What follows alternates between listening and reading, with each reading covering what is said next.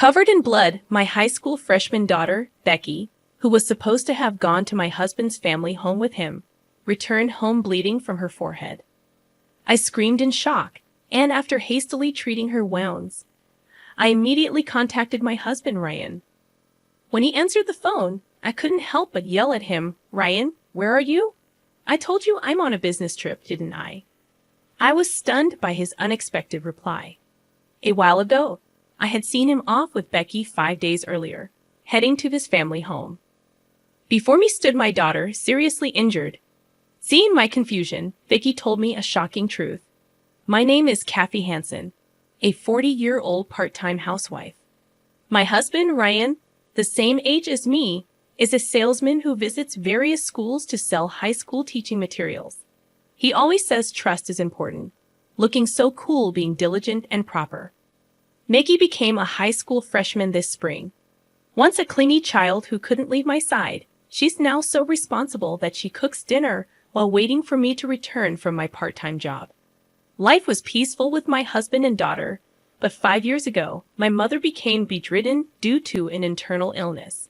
Since then, I've been busy juggling caregiving and my part-time job, unable to manage a visit to my in-laws except during the Christmas holidays. During such times, Ryan was safe, jokingly saying, "Don't overdo it. Aren't you lucky to have an understanding husband?" He would go to visit his family home alone, and though I felt terrible, I was grateful as I was overwhelmed with caring for my mother. 3 years ago, my mother-in-law passed away suddenly in an accident. My father-in-law, who was very close to her, became deeply depressed, and Ryan's visits to his family home became more frequent. Moreover, Ryan expressed his desire to take his dad on a trip to cheer him up and treat him to delicious meals with each visit. The expenses increased $300 to $500, but I couldn't complain about money as I hadn't been able to visit my in-laws myself. One day, Ryan mentioned the cost of his next visit. "I need $11,000 for my next trip home," he said. I doubted if such a large sum was really necessary for visiting back home, but he never explained the details of the expenses. It must be necessary, I thought, as a way of showing how thankful I am to my father-in-law. I convinced myself of this. However, due to the sudden expense, I had no choice but to temporarily withdraw money from the savings account I had set aside for Becky's school fees. I'll have to skip going to the beauty salon for a while and make sure not to dip into Becky's money again, I decided, beginning to save diligently and gradually returning money to Becky's account. As Becky's exams finally ended and things settled down, my father-in-law said, "I want to see my granddaughter again." "All right, I'll take Becky and Dad to eat seafood as a reward for their hard work." "Really?" "Yay." Seeing Becky's beaming smile, I stroked her head, saying, "Thank you for always being so patient." She never complained, even though she always had to endure and even helped with caring for my mother. I was filled with gratitude. Then, on the morning of their departure to visit my father-in-law, Becky said, "I'll buy some souvenirs and come back." I replied, "Have fun," and we were all smiling. Little did we know what was about to happen. 5 days after Ryan and Becky left for my in-laws, around noon, I was preparing lunch in the kitchen when I heard the front door rattle open. "Who is it?" I shouted, entering without ringing the doorbell. I was startled and headed to the entrance, only to find Becky standing there, bleeding from her forehead. What on earth happened? I let out a scream, almost in a shriek, desperately looking around for Ryan, but he was nowhere to be seen. Trembling, my eyes brought Becky inside, and I immediately called out to Ryan, "Ryan, where are you?" "I'm at work. Didn't I tell you that I left for a business trip the day after taking Becky to my parents' home?" I was confused, having heard nothing of this work, and more importantly, Becky had come home seriously injured. Ryan hung up quickly after saying, "She probably just fell. Don't take it too seriously. Girls her age tend to exaggerate." I couldn't possibly accept such a nonsensical story. While attending to Becky, I asked her, "Why are you injured? And did Dad leave for work?" Vicky, her face pale, kept her trembling lips sealed for a while. Then she whispered, "Dad." He pushed me. Shocked, I gently rubbed Becky's back as I listened to her story. An unbelievable truth was exposed. Ryan had been keeping secrets from us, and he had injured Becky when she discovered them. That's not all. He threatened her while she was bleeding, saying, "If you tell anyone about this, next time it won't just be an injury." Becky had managed to escape from my in-laws' house when Ryan hesitated, and my father-in-law returned home. Fortunately, she had some money with her and was able to take the bus back home. How anxious she must have been, hiding her injury all the way here. I vowed never to forgive anyone who hurts my sweet Becky. I was angry not only at Ryan for abusing Becky, but also at the secrets he had kept. After hearing everything from Becky, I was about to call my father-in-law, ready for revenge. I was shocked to see numerous missed calls from him on my phone. "Oh, I'm sorry. I didn't notice the phone while I was cooking." I apologized. "No, it's fine. More importantly, I heard Becky had to rush back due to some urgent matter." "Did she arrive safely at your place?" "That's what I've been worried about, and why I called so many times," my father-in-law inquired. Hearing his words left me speechless. My husband, Ryan, had fabricated such a lie to cover up the fact that our daughter, whom he had injured, had fled back to our home. I then spilled everything to my father-in-law, who was oblivious to it all. "Becky is fine. I'm taking her to the hospital, but I can't forgive Ryan. Can you keep him at your house a bit longer?" "I want to give him a piece of my mind," I requested. My father-in-law immediately agreed, promising his cooperation. He said he would cunningly persuade Ryan to stay at their home for a while longer. In the meantime, I ran around making preparations for a confrontation with my husband. 5 days later, after completing the investigation into Ryan's secrets, I was on my way to my in-laws' house. Just as I was about to ring the doorbell, I saw Becky running up to me, out of breath. "Mom, wait for me. Didn't I tell you to wait at home? I can't just sit around. I have to confront him about what he did to me." I had planned to go into my in-laws' house alone, not wanting Becky to witness the argument between my husband and me. But it seemed Becky didn't want to just stay put. "I think I have a right to speak up too," Becky said, unyielding. Reluctantly, I agreed. I accepted her anger and decided to fight this together. We were greeted by my father-in-law, who was already aware of the plan. Entering the living room, we found Ryan, who appeared to have just woken up, lounging in his pajamas and watching TV. "Oh, weren't you supposed to be on a business trip, Ryan?" Startled by my sudden voice, Ryan jumped up. He started making lame excuses about how he was supposed to go, but then didn't need to. "Well, that doesn't matter now. What I want to know about is Vicky's injury," I stated firmly. "Oh, that clumsy her. Seems like she fell down the stairs and hit her forehead," Ryan replied. I was about to yell at my husband for feigning ignorance, but my father-in-law spoke first. "Enough. I know that Becky's injury is your fault," he said sternly. Becky chimed in, "Yeah, that's right." And I glared at Ryan, feeling cornered. Ryan started to look nervous, but then suddenly seemed to have an idea and argued back. "As if you have the right to talk.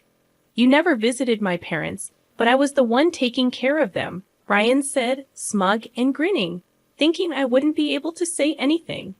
Indeed, I had kept quiet before, thinking he was right.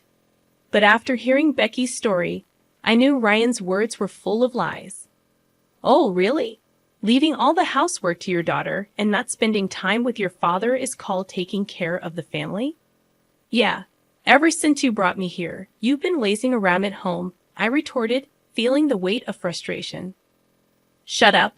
This is just a one-time thing. Usually, I'm the one working hard," Ryan snapped back. Watching Ryan boast, I pulled out my father-in-law's account of household expenses that I had previously obtained. It detailed not only the money in and out, but also how Ryan spent his time at his parents' house. "Let me tell you what's written here," I began, pointing to the document. June 10th, gave Ryan $200 for transportation. He lazed around all day as usual, went out at night, and returned in the morning. Food expenses increased because of Ryan's presence. I calmly read out the details. According to this, every time Ryan visited, he lied about me not giving him transportation money and received cash from his father. Taking advantage of my absence, Ryan had painted me as a stingy, evil wife to gain sympathy from his father. How can you not be ashamed of mooching off your parents at your age and getting all sorts of help too? I questioned, feeling sorry for him initially, thinking he didn't have any money and tried to help out. All that was a lie too. Cornered by our accusations, Ryan fell silent at a loss for words. What have you been using all that money for, I wonder? Well, no need to say anything. You're probably just thinking of another pathetic lie. Ignoring Ryan's mumbling, I presented a photo in front of him. You needed so much money because you were splurging at places like this, right? How do you know about this place? Surprised that I knew about it, the color drained from his face. The secret that Becky had discovered while Ryan was visiting his parents was this. She thought Ryan was diligently caring for his father, but he was actually going out at night and returning in the morning. Suspicious, she secretly investigated and installed an app on his phone to track his location. After he left, she checked his whereabouts on a computer, always finding him at the same place. Researching online, Becky found out it was a gentleman's club. Shocked, she was about to call me when Ryan returned home. He found her researching the location and the club on the computer, and in a fit of rage, pushed her. Becky hit her head on the corner of a dresser, causing the bleeding, and the rest is as you know. After hearing Becky's story, I left my mother in the care of professionals for a few days and went to the club to gather evidence of Ryan's wasteful spending. The shock I felt seeing my husband cheerfully entering the club. The money for this visit, even if temporary, was taken from Becky's school fund, and he used it. This, Dad, you're the worst, I said, presenting undeniable evidence. Ryan, cornered by the evidence, muttered weakly, "Isn't this normal for men?" and looked up at his father for support. What are you talking about?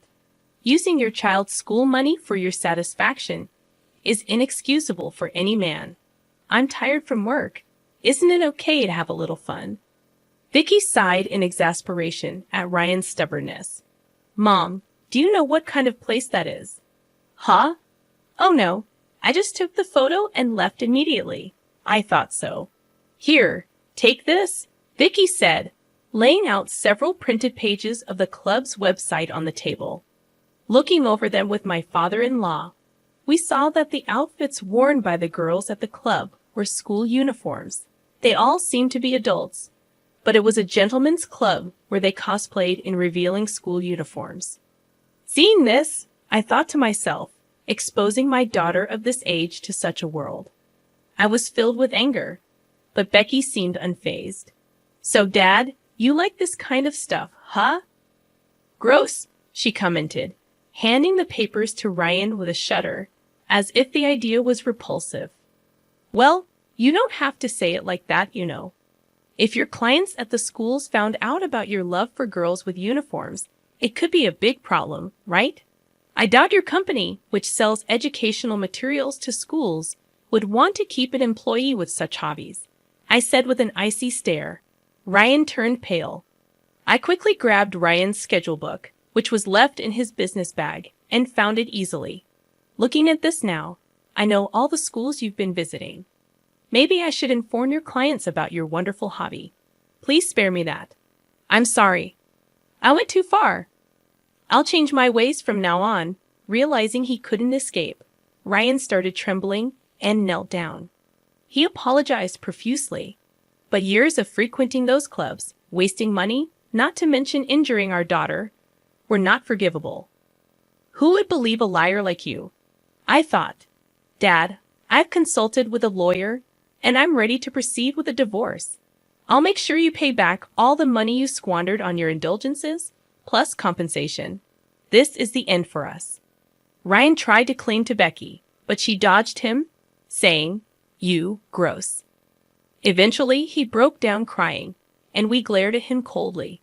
Soon after the divorce was finalized, and I demanded from Ryan the $115,000 he had squandered and $30,000 in compensation. Word of his club visits leaked to his company. Ryan was fired, and even his father cut ties with him. Now, he lives alone in a rundown house, barely making ends meet with day-to-day jobs. Unable to afford the compensation payments, he ended up borrowing money from shady lenders and now lives in fear of debt collectors. Meanwhile, I have found more time to myself after the divorce. With Becky's help, my mother's health improved significantly, and she no longer needs care. Now, the three of us women are enjoying a happy and harmonious life.